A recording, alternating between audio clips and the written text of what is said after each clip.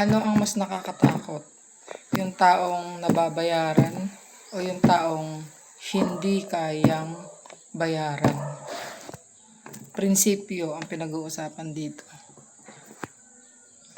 Alam mo, mas threaten pa yung taong hindi kayang bayaran eh. Pag napitik mo yung ego niya, pag nabuisit siya sa'yo, kahit maraming tao sa inuman, kahit marami kang tropa, kaya kang paluin ng bote. Kumbaga, hindi siya natatakot kahit nasan siyang lugar. Kumbaga, yung inaapakan niya, teritoryo niya. Hindi pagmamatapang ang tawag doon. Ang tawag doon, hindi lang siya nagpapaapi. Kasi, may mga tao kasi na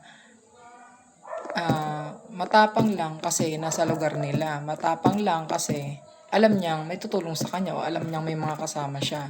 At meron din namang tao na hindi na nag-iisip basta kapag ka na bad trip sa'yo, pag nakatagpo ka ng ganun tao, malas mo kapatid. Kasi yan yung mga taong mahirap pigilan kapag nagalit.